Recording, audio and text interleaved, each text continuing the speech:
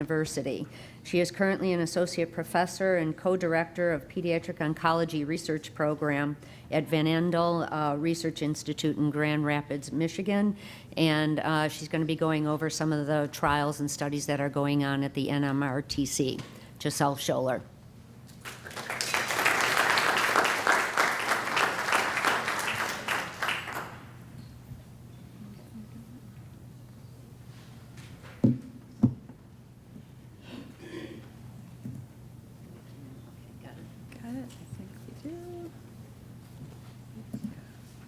Thank you, Pat, and thank you for inviting me to be here today with all of you.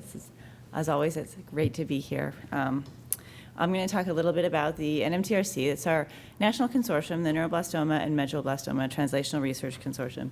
This is at Helen DeVos Children's Hospital, and that's where our Hayworth Innovative Therapeutics Clinic resides. The NMTRC is a national consortium of about 15 hospitals currently, as well as research institutes such as TGen and the University of Vermont, where we're developing early phase clinical trials for relapsed neuroblastoma is the main focus. This is another picture, and that's our website is the www.nmtrc.org. It's undergoing a new revamp this week, so if you look at it right now, it's kind of in transition. But these are all the people involved in the NMTRC. It's been a great group to work with, and I'm really happy to be part of this group. The NMTRC started in 2007, where we opened our first clinical trial looking at a phase 1 study with nifurtimox in relapsed neuroblastoma. Since that time, we've increased the number of clinical trials over the last 5 years. We're now at about 7 clinical trials. Here's a list. We're currently on our phase 2 trial looking at nifurtimox in combination with cyclophosphamide and topotecan in relapsed refractory neuroblastoma as well as medulloblastoma. This is a drug that works in both diseases, or appears to have efficacy in preclinical studies in both diseases, and currently being tested. We are also, last year, just completed our feasibility trial using molecularly guided therapy. So this is, as Dr. Cohen talked about, really doing genetic profiling of patients' tumors and trying to understand how to best treat those patients depending on their genomic DNA. And I'll talk a little bit about that study. We completed our first study last year with 14 patients in neuroblastoma and now have moved on to our next study where we've broadened out to all pediatric cancers. We also completed our phase 1 study looking at DFMO, and I'll talk a little bit about DFMO as well today, as a single agent, and then we combined it also with etoposide in patients with refractory recurrent neuroblastoma. And we now have moved on to a phase 2, and we're studying DFMO now as a preventative agent, and I'll talk about our rationale for that as well, for patients in remission, either at the end of upfront therapy or after relapse, and that have been able to get back into remission to see if we can prevent relapse in these patients. And then we also are studying a drug called TPI-287. This drug is a microtubulin inhibitor, similar to vincristine. It binds to mutant tubulin, as well as it does not get pumped out by the multi-drug resistance transporter. So it's a drug that was developed for resistant tumors. Tumors become resistant to vincristine by the tubulin becoming mutant tubulin, and this can bind to that. It's an IV infusion that takes about an hour once a week. We completed our phase 1 clinical trial last year in that one, and now have 2 phase 2 studies open. One is a single agent for multiply relapsed patients. It's a nice drug for multiply relapsed patients in that it doesn't drop the blood counts, and it's very well tolerated for patients whose bone marrows are very weak. We also have it in combination with irinotecan Temodar. It's actually a randomized trial, so patients can will either receive irinotecan Temodar in early relapse or irinotecan Temodar and TPI-287. Patients progress on the irinotecan Temodar alone, they can cross over and they will receive TPI as well. And those 2 studies are ongoing. We also have a molecular analysis study, a biology study where we're profiling our patients. In terms of enrollment, last year, for enrollment for the NMTRC, these are all the different trials that we had. We enrolled 102 patients with neuroblastoma last year. So far to date this year, we've enrolled 64 patients, and that was actually from the beginning of May. So we're a little bit higher than that. So enrollment at our centers is going well. I want to just mention our clinic at the Helen DeVos Children's Hospital, where I see patients. I'm the director of the Hayworth Innovative Therapeutics Clinic, and it's an early phase clinical trial program. Our goal is to maintain, it's really focused on relapse patients, to maintain quality of life and extend life with children with neuroblastoma. And we're integrating a palliative care with phase 1 care model, kind of living with cancer model, really improving the best quality of life for patients on phase 1 studies. Are working with our palliative department on that. Enrollment at our hospital last year, we enrolled 26 patients at Helen DeVos on phase 2 studies and 24 on phase 1 studies last year. So the first study I was going to talk about today was our preventative study with DFMO as a single agent. We've got a lot of calls and questions about this. These are the pills, the DFMO. DFMO is oral medication taken twice a day. Just in terms of a little background, a lot of the neuroblastoma patients that we've profiled, and a lot of work, Dr. Bachman's work and Dr. Hogarty at CHOP have done a lot of work studying ODC. Ornithine decarboxylase is a gene that's very upregulated in many neuroblastoma cells. The result of this gene being upregulated means high levels of polyamines. Polyamines are building blocks that cells need to grow and divide. And we've measured the polyamines in many of our patients in their urine, and we see in neuroblastoma it is very upregulated. DFMO blocks ornithine decarboxylase, so it's a very targeted agent, and this decreases levels of polyamines, decreases the cell's ability to grow and divide. In the background in terms of why are we using this as a prevention agent? Cancer Prevention Pharmaceuticals and Dr. Frank Meiskens has done a lot of research in adult colon cancer patients where ODC is also very upregulated. They looked at it as a prevention agent in patients who had familial polyposis, where they have polyps in their colon and have high risk of developing colon cancer. And so they did a randomized trial that looked at placebo versus DFMO, but in combination with Sulindac, which is like Celebrex and NSAID, for 2 years. And the results showed that the patients with familial polyposis who were getting the DFMO had a significantly decreased risk of formations of polyps as well as the formation of colon cancer. In the placebo group, they had a 53% risk of getting colon cancer. In the DFMO group, it was 17%. Unfortunately, this was not FDA approved because they combined it with the Sulindac.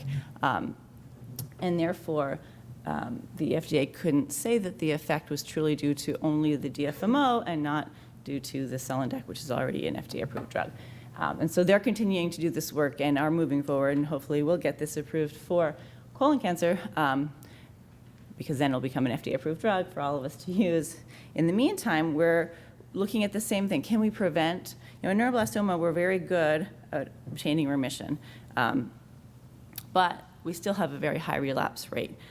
And if we can, and once relapsed, really, there is theoretically no curative therapy for relapsed neuroblastoma. And even though we can sometimes get those children back in remission, the chance of relapse is very, very high in those patients. So, it is likely to relapse generally within 6 months to a year after the first relapse back into remission. So, our hope is to evaluate the preventative activity of DFMO as a single agent in patients who are in remission. The study design is we're treating with DFMO at a dose of between 500 to 1,000. In our phase 1 study, we treated between 500 and 1,500 milligrams per meter squared per dose twice a day. We saw at all dose levels the urine polyamines return to normal. So we did not continue to dose escalate. Generally, in a phase 1 study, you increase the dose and increase the dose and increase the dose until you see toxicities to define the maximum tolerated dose of a drug.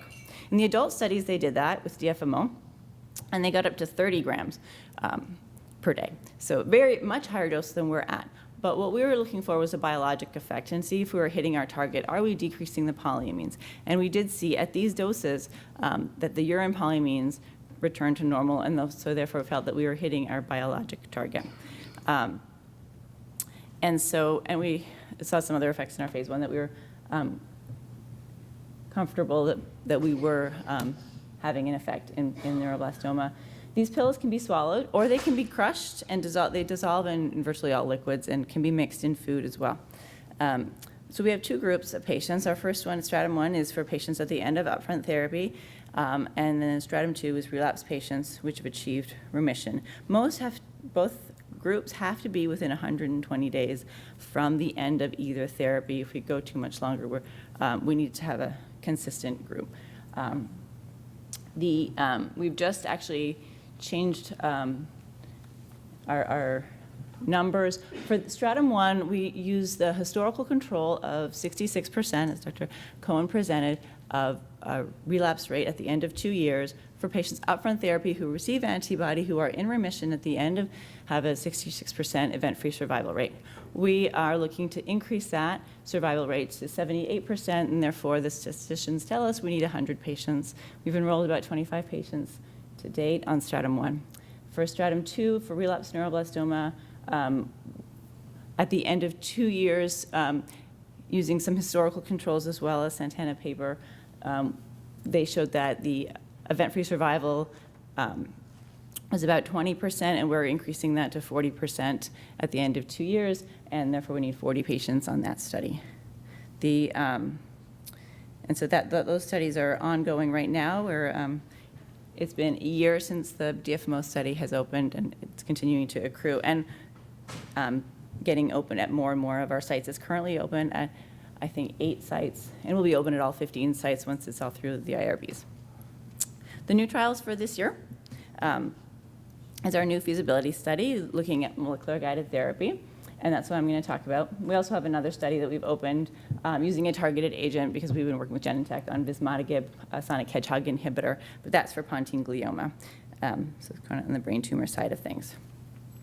The other program we have at our hospital, which many hospitals I think across the U.S. right now are doing this, is our Signatures program, where every patient diagnosed with any cancer right now at Helen DeVos Children's Hospital, we're taking a biopsy of that patient's tumor, either at diagnosis or at relapse. Anytime the patient has a biopsy, this goes to tumor pathology. It also comes to our lab in culture for the neuroblastoma cells. We grow every patient's neuroblastoma cells in culture to try and develop cell lines, as well as injecting the tumor cells into mice to try and create mice models of each of our patients, to be able to then test any drugs we'd like to see if there's a response. We're also doing systems biology and bioinformatics program with in combination with TGen, the Translational Genomics Institute in Phoenix, as well as Dell Computers, where we're doing DNA exome sequencing of every patient's tumor, RNA sequencing, to try and better understand every patient's tumor and what drugs that patient might respond to, and then we can go back to the lab where the cells are growing and test those. This is for learning only at this point, to try and identify new therapies and then inform our next generation of molecularly guided therapies. So this is really an exploratory, trying to get a better understanding of all patients with neuroblastoma and how tumors change over time and at relapses. So last year we had it was the first FDA-approved pediatric personalized medicine study where the hypothesis was, can we use genome-wide expression array guided therapy in real time to make therapeutic decisions for our neuroblastoma patients? So in this study, we use RNA expression profiling. So there's many different types of genetic analysis that we can do with our patients' tumors. To use this information in a clinical trial, the FDA requires that it's done in a CLIA-certified laboratory. That means a laboratory that's in a hospital setting that's shown to produce reproducible results. RNA expression profiling is one of the first technologies that was developed in this CLIA certification. It looks at 20,000 genes in a patient's tumor to show if the patient upregulated or the downregulated, what's happening in the patient's tumor. It's RNA, not DNA, so there's a lot of positives and negatives for the different areas, which I won't go into, but it was a first step.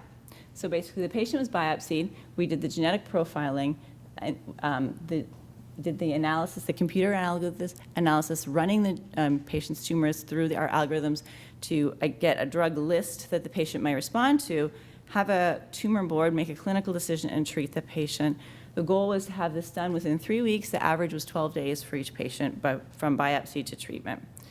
This is a very complicated slide. So basically our tumor, how do we decide on the drugs?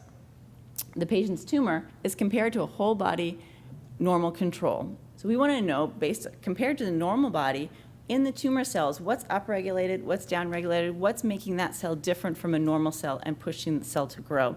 And once we get those very highly expressed genes, then we can pull those out, run them through algorithms, and look, is the EGFR receptor overexpressed? That's our target expression. Are there signatures in that patient's tumor that suggest, based on studies done at the NCI and at the Broad, that patient's tumor may respond to a certain drug? And then we obtain a drug list. I won't go through all these, but if anyone wants to talk about those afterwards. We screened over 163 drugs for every patient. And these are drugs that are FDA approved and have pediatric dosing. So we were able to prescribe these drugs for the patient. This is a sample of what the report looks like. And so a drug like Vernistat, number 2 there, was actually predicted by 3 different methods. So maybe the NCI method, the Broad's method, our target expression method, and that's an HDAC inhibitor.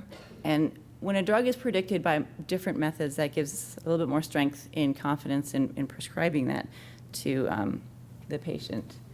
The Multidisciplinary Tumor Board has been a really great educational experience for all of us. So in this hospital, when your oncologists are making a decision, it's the oncology team with the pathologists and the radiologists and looking at the scans and the case history of the patient, trying to make a decision of what's best for the patient next. We've incorporated as well the bioinformatics team and the genetics experts, because we have a lot to learn still about how to interpret genomic data. And we're starting to do that. They've been a critical part of this team. So we host an online tumor board with all our 16 sites, and as well as the bioinformatics team from TGEM, and as well as from the University of Vermont, to help us really understand what is happening in our patient's tumor and how to best treat the patient. We have a pharmacists team as well that's on the call with us, because they're really important. We can combine up to 4 different drugs together on this study. We know that single agent studies may not always be the best for our patients, and that really combining medications to hit multiple targets in a patient's tumor will give us a better chance at seeing a response. And so when this study is really to test the method.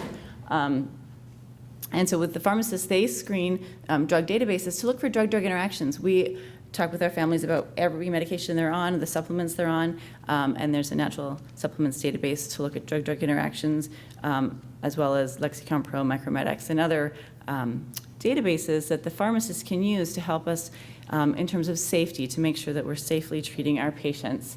And then once this happens, the treatment plan actually is reviewed then by a medical monitor to review for safety for 24 hours before we treat the patients. And so this is, again, the same, the path. And we enrolled 16 patients last year on this first feasibility study. 2 actually were ganglioneuroma, and therefore they were benign. This all made us think a little bit more about biopsying at relapse. We don't always do that. Often we'll go straight to treatment.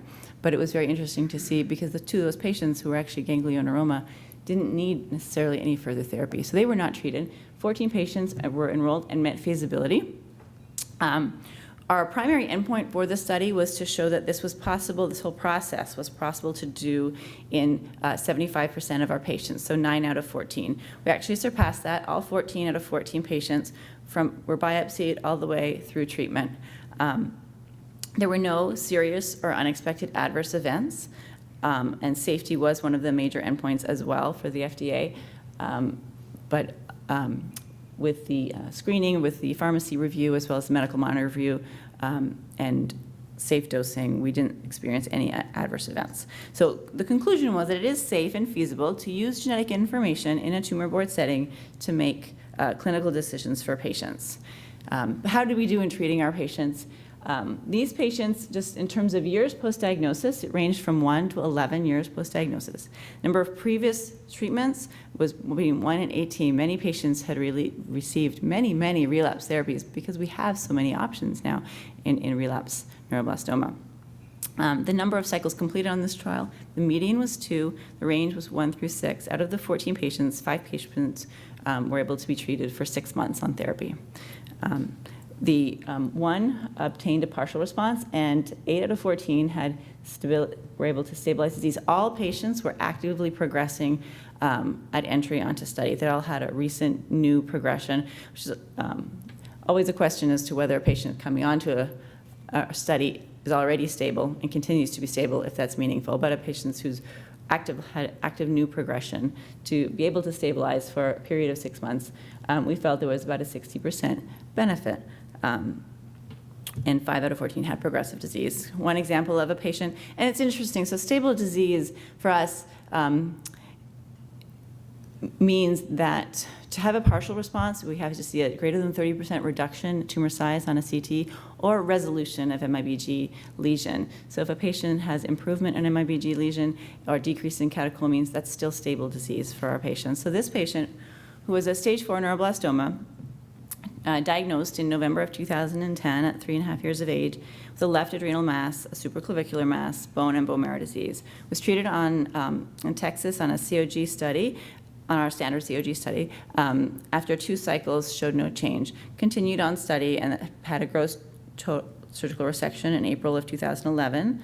Had persistent osseous and bone marrow disease, though. So the surgical resection removed her primary tumor, but she still had bone and bone marrow disease. She did not go on to transplant. She went to Memorial Sloan Kettering, received 2 more cycles of irinotecan temodar, again, stable disease, Avastin, irinotecan temodar for 2 cycles, has stable disease, received the humanized 3F8 antibody for actually 9 cycles, so did quite well on the humanized antibody. But after the last 3 cycles, had progression of disease with new inguinal lymphadenopathy. Then received ICE, followed by MIBG,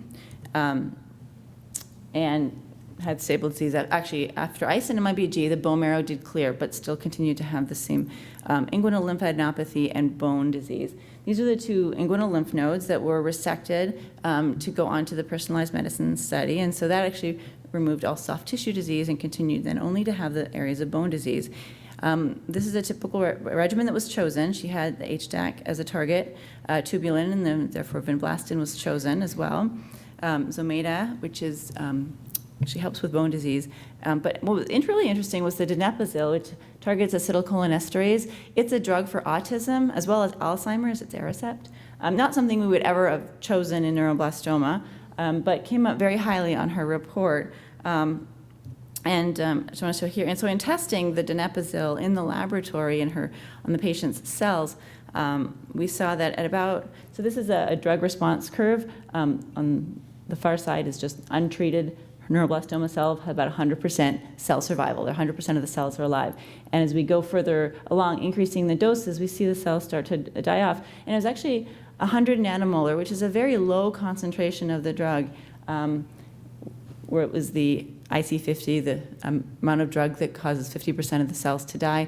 And this was really specific for her cells. We tested this in other patients' cells that had absolutely no effect. And so it was very interesting that this drug that was predicted for her really had a specific response in her cells and culture. It's very early data. It's actually now spawning off a new research project. But looking at her MIBG, there were 4 areas of disease where, while she is, is the pointer that work? Oh. Let's see if I can do this.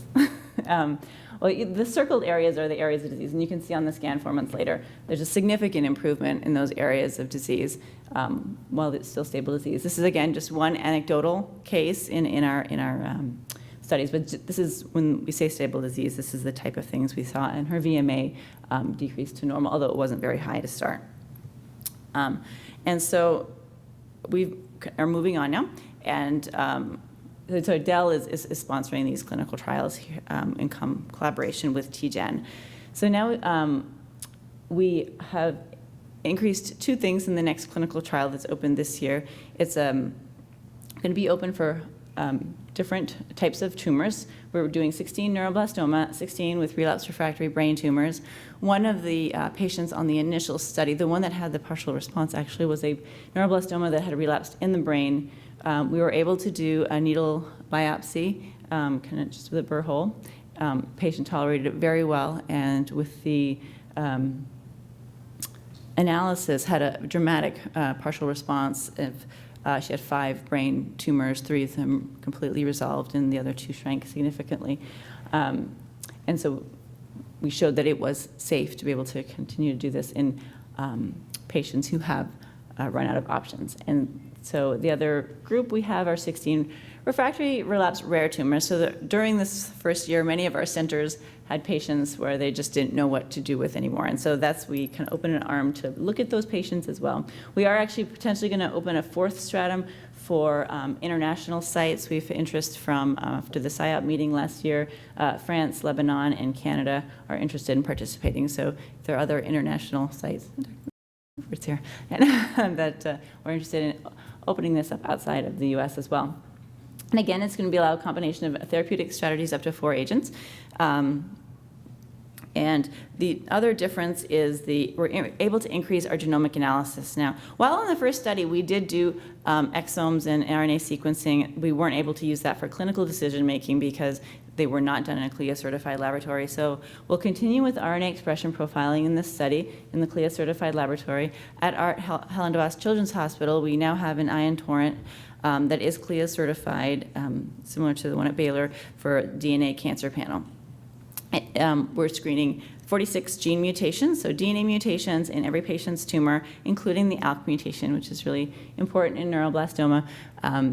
What's interesting, though, is there are 46 gene mutations, but not all those have drugs that can target those mutations. There's actually only 12 out of the panel that have actionable targets. So we have drugs that can be used. So we incorporated that into our IDE submission to the FDA, and we're able to get approval now to use both of those in our clinical decision making. We are continuing to do the RNA sequencing and comparing this to the expression profiling and the DNA exomes, so looking at the full DNA of a patient's tumor. We do anticipate that these they are being CLIA certified now at TGen. The goal is the DNA exomes should be CLIA certified by the fall and the RNA sequencing by January. So we are writing our next clinical trial that will open in January of next year to include these as well. But that's dependent on the FDA and dependent on them being CLIA certified. And so that's a little bit of work. So what does this mean for national, international families or families coming from outside of one of our NMTRC centers? Patients do have to come to the site, and that's a question we get a lot, to have the biopsy done because everything has to be done there. The samples have to be put into culture immediately, put into RNA later within 15 minutes. So the biopsy does need to be done at one of our sites. And then once the scans and biopsy is done, the patient can return home for 10 to 14 days while the analysis is being done, and then the family returns to review the treatment plan, and if the family decides to go on therapy, then to stay for the first cycle of therapy, and that was the FDA requirement because safety is a primary endpoint. Again, the patients need to stay at one of our centers for the first cycle. So usually that's either 21 or 28 days for weekly visits. And then they can return home per the FDA to any COG center. As long as it's a COG center, the FDA felt comfortable the family returning home to monitor for safety. Because these are all FDA-approved drugs, the families can, the local oncologists, we ask the local oncologists to participate in the tumor board as well, because it's their patient and their thoughts on what the patient should receive are primarily very important, especially if they're going to go home to continue the therapy there after the first cycle. Then the initial visit, it's approximately 6 to 8 weeks, and follow-up visit is every 3 months, actually. We usually have them come back every 3 months. One of the other, as we move, the NMTRC is very, very focused on personalized patient-centered care. That's really, we want to grow in this personalized medicine area. But the right drug, just picking the right drug from genomic profiling is just the beginning. At our NMTRC meeting in Orlando, we had a panel discussion focused on this area and heard a lot from the families that were there, as well as we invited a naturopathic physician who is involved in a lot of patients that I see and palliative care doctors to really talk about really the best pain control, appetite, nausea, natural supplements, and how we incorporate these. One of the things that we're working on for the next clinical trial as well is many of the natural supplements do have targets that we can identify in genomic profiling. So we're starting with a list of 10, working with some of the naturopathic doctors, because this needs to be tested. Again, these aren't being tested currently. So can we run the genomic profile of a patient's tumor to look and see would this patient respond to any particular natural supplements? And there's many that are being tested at the NCI, like curcumin and resveratrol, and ones that the naturopath will prescribe. And so we'll actually have a separate area on the report, and then that'll allow us to be able to test these in the lab as well on the patient's tumor cells. And our pharmacists are looking at drug-drug interactions of these as well. So that's another area where we're hopefully going to grow and really kind of keeping an open dialogue and open communication to understand. And then the psychosocial support and really identifying goals. So the ideal patient-physician communication is one thing we're all working on. And so the living with cancer model is what we kind of talked about. Early phase clinical trials with adequate palliative care involvement, because we know adequate palliative care prolongs life. Good early trials can prolong life, and if we can put both together, maybe we can do even better for our patients. We're incorporating a questionnaire into our clinical assessment to really understand the goals and expectations of the family so that we can better meet those goals and expectations, both for the family, for the sending physician, and just improving communication between everyone. This is my lab team at the Van Andel. We're actually transferring our lab and team from the Van Andel Institute to the Helen DeVos Children's Hospital. It's actually happening today. So the NMTRC will now be at the Helen DeVos Children's Hospital in Grand Rapids. And then our research team. And I just want to say thank you to all of the foundations that really support our work. The NMTRC inception was a collaboration between physicians and family foundations and parents. We wouldn't be a consortium if it weren't for the parent support that really makes a huge difference in keeping us going. The DFMO study, the DFMO is an incredible story because really every part of the research that was done on the DFMO was funded by the parents of children with cancer. Even this new clinical trial that we've opened, the drug manufacturing distribution was paid for by the families, as well as the entire clinical trial. So we're incredibly thankful to that collaboration with all of you. And I'll finish and take some questions, I think. Thank you, Dr. Scholler.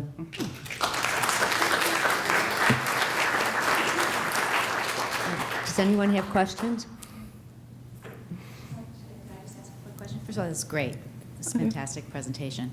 For your DFMO study, like I said to the families, obviously it's really important if we're going to give additional drugs after therapy that Yes. we can learn that the drug really is making a difference versus not. And so since you're using the historical control of the antibody, have you calculated in, so do you have to have families that completed basically ANBL032 therapy, and so their start time is when they started the ANBL032 therapy, and then you're going to see if that curve changes? Because that's your historical control, right? From the start of the ANBL032 therapy. Yeah. So the 2 years would be from the start of the... Because we could talk about again, that. it's really important if Yes. you're doing a single-arm study Mm-hmm. and you're using event-free survival as your endpoint, that you have this robust historical control. And so Yes. I'm just wondering if, what you ought to start your calculation is when they started the ANBL032 study, because we know that from at least Alice's study, we got to 66% at 2 years. So you're going to be, I think you need to consider that your start point. So everybody starts at ANBL032.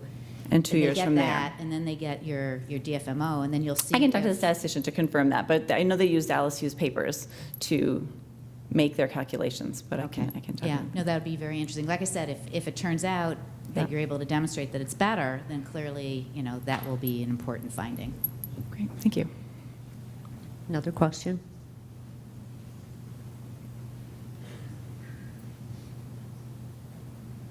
My question is really elementary, so I'm sorry it's so naive, but I don't understand if you take a biopsy of the tumor, is that the same, is that reflective of the whole disease in the whole body? So we My short answer is I don't believe it is completely reflective of the entire disease. What we have seen, we are looking at, it's reflective of the tumor that we're biopsying. Right. Tumors are, the DNA likely, the RNA expression profile, so the RNA is the RNA that's expressed in the tumor at that area. Tumor in solid tumor versus tumor in the bone, in their bone marrow, are likely getting different stimulatory because of the environment that they're in.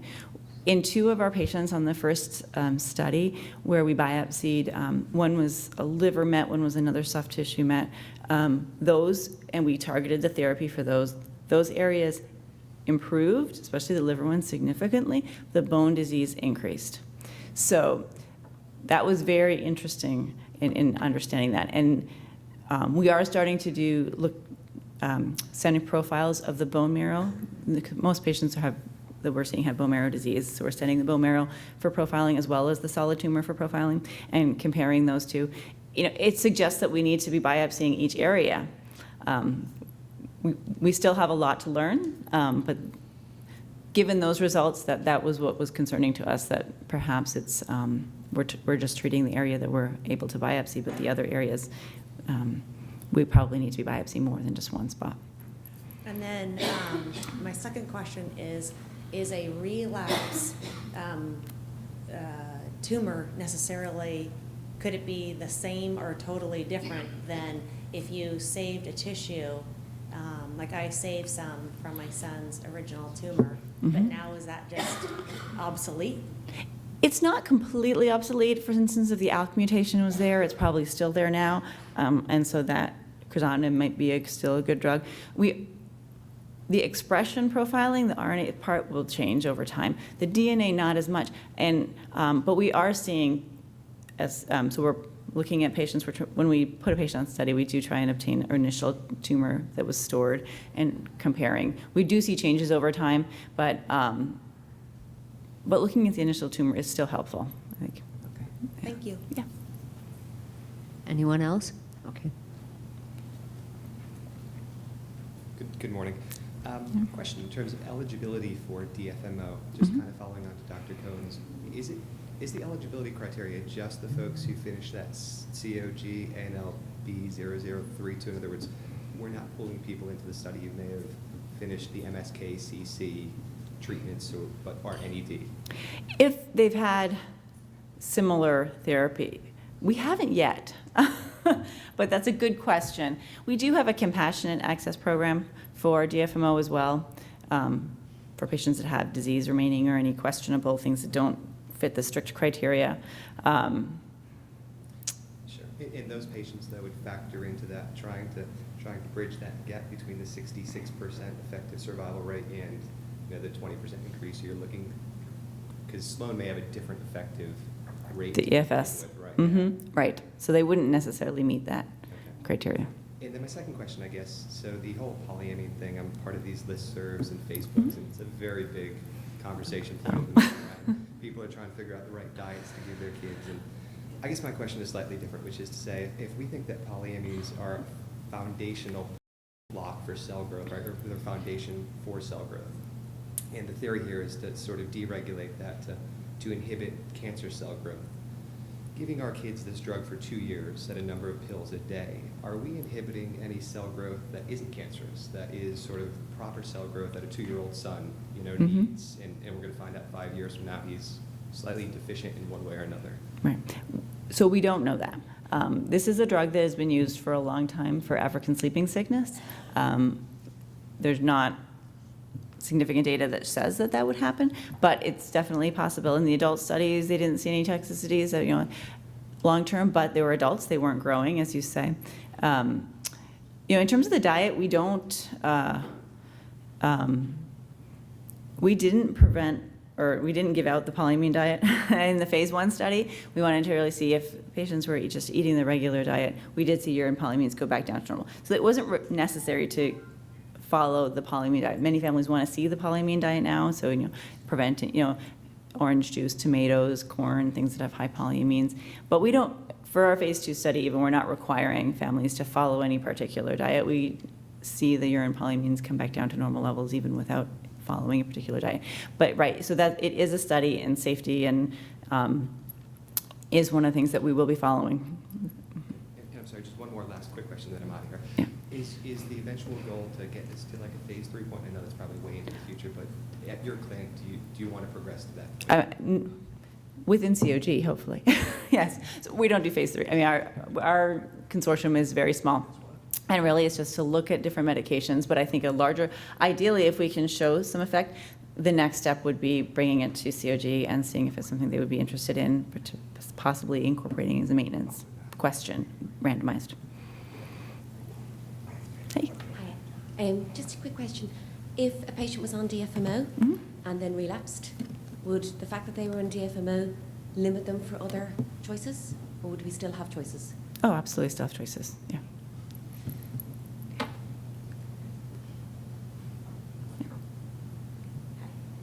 So if the patient who is NED has low polyamines in their urine to start with, or is that a factor for inclusion on the DFMO study? Is there a level of polymers that they need to be at? No, and the urine polyamines are measured as a research question, so they're not done in real time. It's a research question done at the University of Arizona, so it's not part of the inclusion criteria. So if a patient is low to start with, then the DFMO would have no effect? We don't know. Okay. Yeah. It depends. Likely, so we haven't looked at it yet in our phase 2. In phase 1, they were high because the patients had high active disease. My guess is that they will be low to start with, maybe not normal, but low because the patients hopefully coming on to study hopefully have no disease or very few tumor cells remaining. One more question? Yeah. Do you have a recommendation for appetite stimulating appetite? It depends on the patient, but Okay. So yeah. my child is been in off treatment for 3 years, had never had a relapse, but his Great. appetite still is not where it should be, and I'm just wondering if you have any recommendations. Off treatment for 3 years, doing. Uh-huh. Yeah, I mean, so on therapy, like Megase is the one that we generally use to try Right. and increase the appetite stimulation. So for a patient that's been off therapy for a long time, we don't usually do, in terms of adding more medications. I don't know if you have a thought on that one, but I would, work with your pediatrician or your oncologist at home. But there are appetite stimulants, but I don't have one in particular that I would choose for that. Okay, thank you. Thanks. Yeah. Anyone else? Okay. Thank you, Thank Dr. you. Scholler.